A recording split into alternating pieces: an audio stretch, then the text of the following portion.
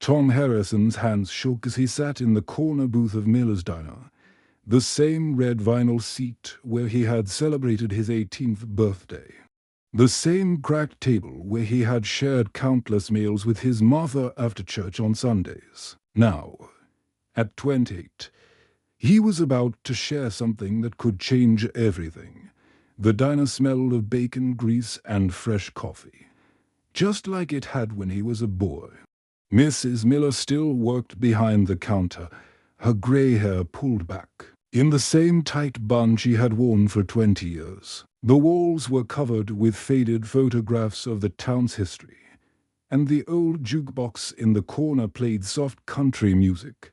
Tom's work clothes told the story of his day. Paint stains on his worn jeans, sawdust on his boots, and the strong smell of wood and construction materials that never quite washed away. His hands were rough and callous from years of swinging hammers and carrying heavy beams. These were the hands of a working man, not a student, but tonight felt different. Tonight, Tom carried something in his jacket pocket that represented everything he had ever dreamed of becoming. Emma arrived exactly at 7 o'clock, just like she always did. She worked at the local bank and always dressed neatly in her professional clothes. Her blonde hair was perfectly styled, and she carried herself with the confidence of someone who had never doubted her place in the world. "Sorry I'm late," she said, sliding into the booth across from him. "Mr. Peterson kept me after work to discuss the monthly reports." Tom nodded and tried to smile, but his stomach was doing flips. He had practiced this moment in his mind 100 times, but now that it was here, the words seemed stuck in his throat. "You look nervous," Emma said, studying his face. "Is everything all right?" Tom reached into his jacket pocket and pulled out the folded paper. It had been there for weeks, growing more wrinkled each day as he carried it back and forth to work. The Harvard Law School application felt heavier than any construction beam he had ever lifted. "Emma," he said quietly, "I want to show you something." He pushed the application across the table with trembling fingers. Emma looked at it curiously, then picked it up and unfolded it. Her eyes scanned the top of the page, and suddenly her expression changed completely. The laughter started small, just a giggle, but it grew louder and louder until it filled the entire diner. Other customers turned to look at their table. Mrs. Miller glanced over from behind the counter. Even the teenage couple in the next booth stopped their conversation to stare. "Harvard," Emma said between fits of laughter. "Tom, you can't be serious." Tom's face turned bright red. He could feel every eye in the diner watching him. The shame burned in his chest like a fire that wouldn't go out. "Harvard Law School," Emma continued, still laughing. "Tom, you need to be realistic here. You barely finished your college course. At the community center, people like us don't go to places like Harvard." The words hit Tom like a punch to the stomach. He had known this might happen, but hearing it said out loud made it feel real in a way he hadn't expected. "That's for rich kids from London," Emma went on, her voice getting louder. "Kids whose parents are lawyers and doctors, not construction workers from Millbrook." An elderly man at the counter nodded in agreement. A woman with her young daughter whispered something and shook her head. Tom felt like he was shrinking smaller and smaller in his seat. "I just thought maybe," Tom began, his voice barely above a whisper. "Maybe what?" Emma interrupted. "That you could compete with students who went to private schools their whole lives, who had tutors and fancy educations and parents who could pay for everything." Tom looked down at his rough hands folded on the table, the same hands that had built porches and -1 roofs and painted houses. Suddenly they seemed like evidence of everything he could never become. "Tom, I love you," Emma said, her voice becoming gentler but still firm. "But you need to stop dreaming and focus on reality." We have bills to pay. We have a life to build. Together here in Millbrook. Tom slowly reached across the table and took the application back. He folded it carefully and put it back in his pocket. The paper felt different now, heavier somehow. "You're right," he said quietly. It was a silly idea. But as he spoke those words, something deep inside him rebelled. A small voice in his heart whispered that maybe dreams weren't meant to be practical. Maybe they were meant to be impossible until someone made them possible. Emma smiled and reached across to squeeze his hand. "I'm glad you understand. Now, let's order some dinner and talk about something else." Tom nodded and picked up his menu, but his mind was elsewhere. His dream might have been laughed at tonight, but it wasn't dead. Sometimes the biggest dreams needed to be protected from the people who couldn't see them. Sometimes fighting for something impossible was the only way to discover what was truly possible. The application stayed in his pocket, waiting for tomorrow. The breakup happened on a Tuesday morning in October. Emma had come to Tom's small flat above Peterson's hardware store to collect her things. She stood in the doorway, looking round at the law books scattered across every surface, the LSAT preparation material stacked on the windowsill, and the notebook filled with Tom's careful handwriting sitting open on the kitchen table. "This is exactly what I'm talking about," she said, shaking her head. "You're living in a fantasy world. Tom, when are you going to grow up and face reality?" Tom said nothing as he watched her pack her few belongings into a small bag. The silence stretched between them like a canyon that neither could cross. "I can't do this anymore," Emma continued, her voice softer now. "I can't watch you chase something that's never going to happen. We had a good life planned together, a normal life after she left." Tom sat alone in his tiny flat and looked round at his new reality. The place was barely bigger than a hotel room. The kitchen was so small that he could touch both walls with his arms stretched out. The bedroom was just large enough for a single bed and a small dresser, but it was his, and more importantly, it was quiet enough to study. The first few weeks alone were the hardest. Tom would wake up at 5 in the morning to the sound of his alarm clock buzzing in the darkness. He would dress quickly in his work clothes and walk 3 blocks to the construction site where he had worked for the past 8 years. His job was simple but demanding. He carried heavy materials, operated power tools, and worked alongside the same crew of men he had known since he was 20. The work was honest and paid well enough, but it left his body exhausted by the end of each day at 6 in the evening, when most of his co-workers headed to the pub or went home to their families. Tom would climb the narrow stairs to his flat and begin his second job. He would clear away the breakfast dishes from his small kitchen table and transform it into a study space. The law books came from the Millbrook Public Library, checked out 2 at a time and renewed as many times as Mrs. Roberts would allow. The LSAT preparation guides were worn and dog-eared from use. Tom's notebooks were filled with his neat handwriting, copying important passages and working through practice problems. Mrs. Roberts had become more than just a librarian to Tom. She was his teacher, his encourager, and sometimes his only friend. 3 nights a week, she would stay late at the library to help him access the computer and work through online practice tests. "You know, Tom," she said one evening as they sat in the quiet library, "I've been working here for 40 years. I've watched people come and go, seen them dream big dreams and small dreams, but I've never seen anyone with your kind of determination." Tom looked up from his practice test, his pencil still in his hand. "Sometimes I wonder if I'm just being stubborn," he said quietly. Mrs. Roberts smiled and adjusted her glasses. "There's a difference between being stubborn and being persistent. Stubborn people don't listen to reason. Persistent people don't give up on reasonable dreams. The days blended together in a rhythm that became Tom's new normal. Wake up at 5, work construction for 10 hours, study until midnight, sleep, and repeat. His body ached constantly from the physical labor, but his mind felt more alive than it had in years. At the construction site, his co-workers had noticed the change in him during lunch breaks. While they played cards or told jokes, Tom would sit apart with a book or a notebook, studying quietly. Still playing student, are you? Tom.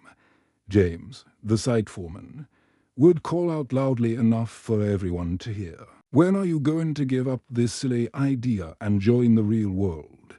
The other workers would laugh, but not unkindly.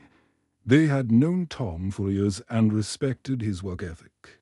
Even if they didn't understand his dreams, maybe when I'm too old to dream, Tom would reply with a smile, never looking up from his book. The first time Tom took the LSAT, he was so nervous that he could barely hold his pencil steady. The test center was in the city, an hour's drive from Millbrook, and he had never been in a room with so many serious-looking young people. His first score was disappointing but not crushing. The second time, 6 months later, he improved significantly. By the third attempt, Tom was scoring in the range that made Harvard Law School seem like a possibility rather than just a dream. The rejection letters from other law schools arrived throughout the spring. Yale, Columbia, New York University, Georgetown. Each one was polite but firm. Tom would read each letter once, fold it carefully, and put it in a box under his bed. They hurt, but they didn't discourage him anymore. His heart was set on Harvard, and nothing would change that. Not the exhaustion, not the loneliness, not the constant doubt that whispered in his ear during the darkest hours before dawn. Every evening, as he sat at his small kitchen table surrounded by books and papers, Tom would remember that night at Miller's Diner. He would remember Emma's laughter and the shame he had felt. But now, instead of crushing him, the memory made him stronger. He was no longer the man who had folded up his dreams and put them away. He was becoming someone new. The rain was falling steadily on Main Street when Tom pushed open the door to Miller's Diner. It was the same rain that had been falling for 3 days straight, turning the streets of Millbrook into rivers of mud and making the construction work even harder than usual. Tom's boots were caked with dirt, and his jacket was soaked through, but he needed his morning coffee before facing another long day at the building site. The bell above the door chimed as he entered, and the familiar warmth of the diner wrapped round him like a comfortable blanket. The smell of bacon and eggs filled the air, and the sound of quiet conversation mixed with the clatter of dishes from the kitchen. This place had been his refuge for so many years. Through good times and bad, Mary looked up from behind the counter and smiled when she saw him. She was in her 50s now, with kind eyes and graying hair that she kept pulled back in a simple ponytail. She had been working at Miller's Diner for as long as Tom could remember, and she had seen him grow from a shy teenager into the man he was today. "Morning, Tom," she said, already reaching for the coffee pot. "You look like you need this more than usual today." Tom slid onto his regular stool at the counter and nodded gratefully. "Thanks, Mary. This rain is making everything twice as hard at work." Mary poured the steaming coffee into his favorite mug, the one with the small chip on the handle that she always saved for him. "How's the studying going?" she asked, her voice warm with genuine interest. It had been 2 years since that terrible night when Emma had laughed at his Harvard application right here in this very diner. Mary had witnessed the whole thing, and Tom had been embarrassed to show his face here for weeks afterward. But Mary had never mentioned it, never made him feel foolish for his dreams. Instead, she had quietly supported him asking about his progress and encouraging him to keep going. Good. Mary. Still waiting to hear back from Harvard, Tom replied, stirring sugar into his coffee. His voice was steady, but inside his heart was racing. It had been 3 months since he submitted his application, and every day felt like a year. Mary nodded encouragingly. I'm sure you'll hear something soon. You've worked so hard for this. Tom was about to respond when his phone buzzed in his pocket. He almost ignored it, thinking it was probably just a text from his foreman about the weather delays. But something made him check it anyway. The notification showed a new email, and when Tom saw the sender's name, his heart nearly stopped beating. Harvard Law School admissions office. The words seemed to blur together on the screen. Everything all right. Tom. Mary asked, noticing that he had gone completely pale. With hands that shook so badly he could barely control them, Tom opened the email. The first word he saw was congratulations, and for a moment he thought he might be dreaming. He blinked hard and read it again, then a third time, then a fourth. Dear Mr. Harrison. The email began, Congratulations, we are pleased to inform you that you have been accepted to Harvard Law School for the fall semester. Tom's vision blurred as tears filled his eyes. He couldn't breathe. He couldn't think. He couldn't believe what he was reading. Mary. He whispered, his voice cracking with emotion. I got into Harvard. Mary's hand flew to her mouth, and her eyes immediately filled with tears. Oh, Tom, she exclaimed, reaching across the counter to grab his hands. I knew you could do it. I just knew it. The other customers in the diner looked up from their breakfast as Mary's voice carried across the room.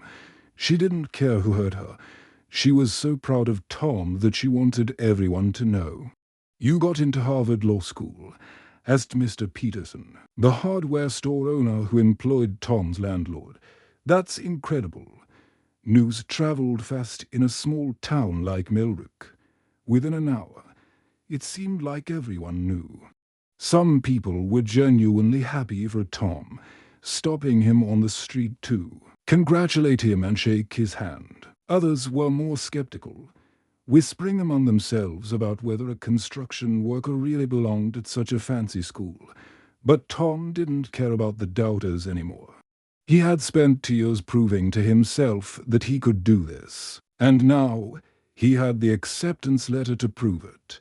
The most important call he had to make was to his mother, Margaret. She was working her morning shift at the hospital, cleaning floors and emptying trash bins just as she had done every day for the past 20 years. Tom's father had left when Tom was 12, and Margaret had raised him alone, working multiple jobs to keep food on the table and a roof over their heads.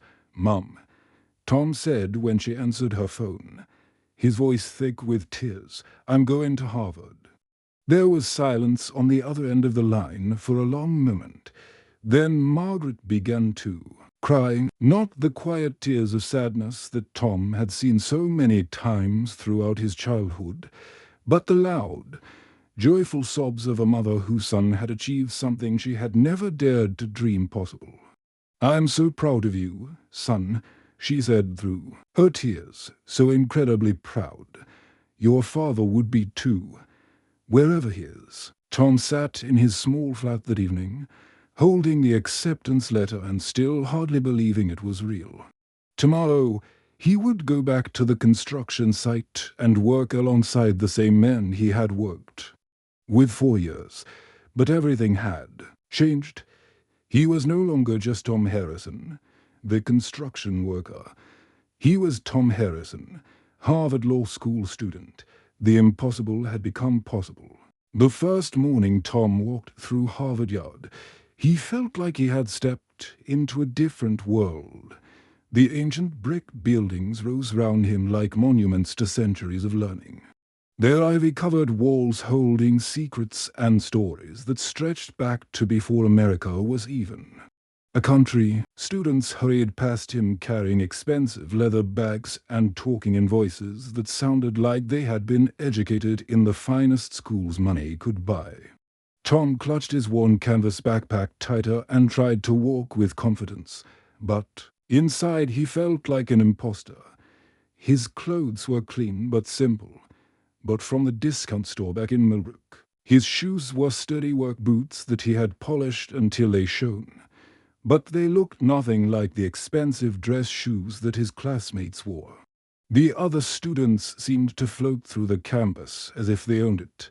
They greeted each other with easy familiarity, talking about their summer vacations in Europe or their families' houses in the mountains. Tom heard fragments of conversation in languages he couldn't identify, discussions about art galleries and theater productions that he had never heard of during his first week. Tom found himself gravitating toward the back rows of his classes. He would slip in quietly just before the professor arrived and take notes furiously, afraid to miss anything important. The lectures were fascinating but intimidating, filled with legal concepts and historical references that seemed to come naturally to everyone else. Constitutional law was his most challenging class. Professor Williams was a distinguished man, in his 60s with grey hair and sharp eyes that seemed to see everything. He had a reputation for being brilliant but demanding. Tom had heard other students talking nervously about his tough questions on Thursday morning. Professor Williams was discussing workplace rights and labor laws. Tom found himself leaning forward in his seat, genuinely interested for the first time all week. This was something he actually knew about, not from textbooks but from 10 years of real experience. Can anyone give me an example of how these constitutional protections actually work in practice? Professor Williams asked, scanning the classroom. The usual hands went up, belonging to students who always had something to say. But Tom found himself thinking about his old co-workers back in Millbrook, about the men he had worked alongside who had been injured on the job or treated unfairly by their bosses. Almost without realizing it, Tom's hand slowly rose into the air. Professor Williams looked surprised to see him participating. Yes, Mr. Harrison. Tom's heart was pounding, but he forced himself to speak. Well, sir, he began, his voice shaking slightly. I spent 10 years working construction, and I've seen how these laws actually affect real people. When workers don't know their rights, they can't protect themselves. The classroom fell completely silent. Tom could feel every eye in the room staring at him. He immediately regretted speaking up, worried that he had said something stupid or inappropriate. But Professor Williams smiled broadly, and Tom could see genuine interest in his eyes. Excellent point, Mr. Harrison. That's exactly the kind of real-world perspective we need in law. Can you give us a specific example? Tom took a deep breath and told the class about his friend Dave, who had been injured on a construction site and hadn't known he was entitled to workers' compensation. He talked about how many of his co-workers had been afraid to report safety violations because they feared losing their jobs. When he finished speaking, the classroom was still quiet. But it was a different kind of silence. His classmates were looking at him with new respect, and Professor Williams was nodding thoughtfully. Thank you, Mr. Harrison, the professor said. That's a perfect illustration of why we study law in the first place. To help real people in real situations. After class, Tom felt a small surge of confidence, but it was quickly replaced by the harsh reality of his financial situation. While his classmates headed off to expensive restaurants for lunch, Tom walked to his first part-time job at a local coffee shop. He worked there 3 afternoons a week, then rushed to his evening job at a grocery store and spent his weekends doing maintenance work for a property management company. The work was exhausting, especially after spending all morning in classes.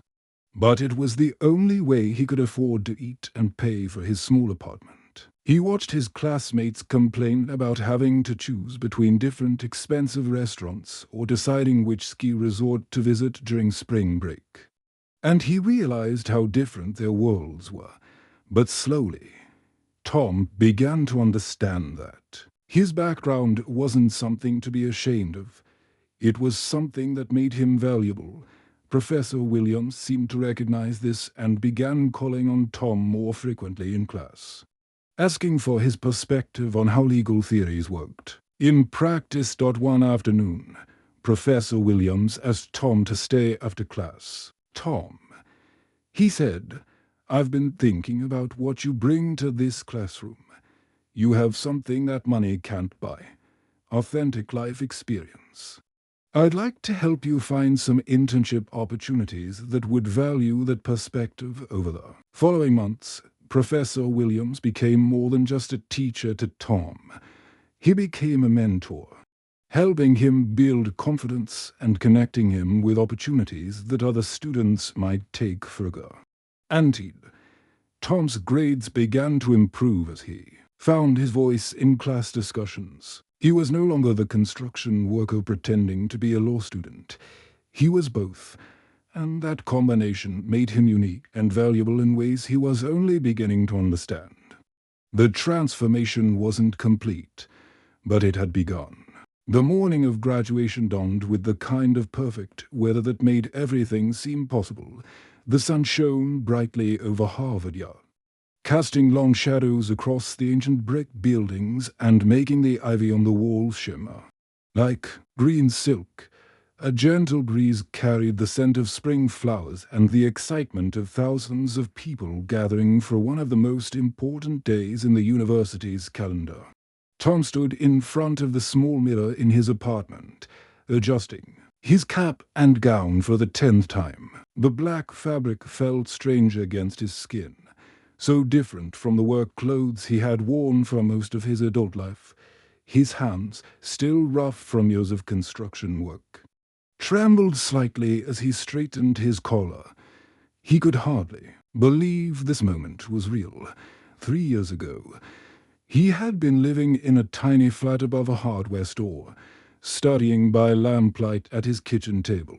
Now, he was about to graduate from Harvard Law School, one of the most prestigious universities in the world.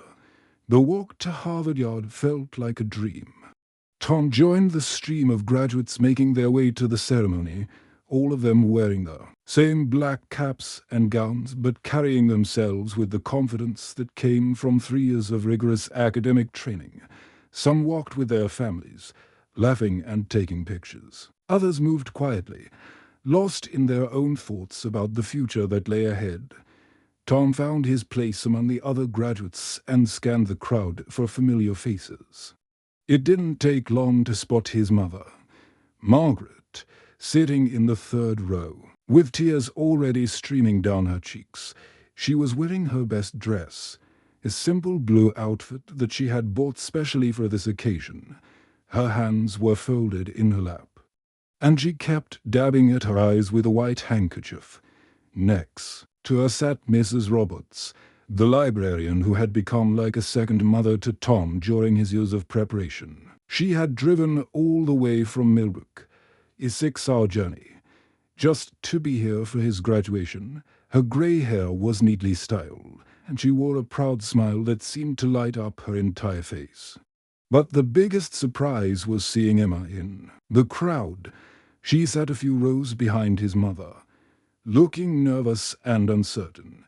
6 months earlier, she had sent Tom a letter that he had read and read dozens of times. In it, she had apologized for laughing at his dream that night in Miller's Diner. She had asked for his forgiveness and explained how watching his success had made her realize how wrong she had been. Tom had written back, telling her that he harbored no anger toward her. He understood now that her reaction had come from fear and limited expectations, not from cruelty. Her presence here today meant more to him than she could possibly know. The ceremony began with the traditional academic procession. Professors, in their colorful robes walked slowly across the stage while a brass band played ceremonial music. The sight was magnificent and overwhelming. A reminder of the centuries of learning and achievement that this institution represented. When the time came for the commencement address, the university president stepped to the podium with a special announcement. "Today," he said, his voice carrying across the vast crowd, "we are honored to welcome a very special guest speaker. Please join me in welcoming the President of the United States." The crowd erupted in applause as the president walked onto the stage. Tom had seen him on television countless times, but seeing him in person was different. He carried himself with the dignity and authority that came from leading the most powerful nation in the world. The president began his speech by talking about the importance of education and opportunity in America. He spoke about the power of dreams and the courage it took to pursue them even when others said they were impossible. "Today," the president said, his voice growing stronger, "I want to tell you about a young man whose story represents the very best of what education can achieve." Tom Harrison came to Harvard not from privilege, but from a construction site in a small English town called Millbrook. Tom's heart began to pound so hard he thought it might burst from his chest. The president was talking about him, about his story, about his journey from construction worker to law student.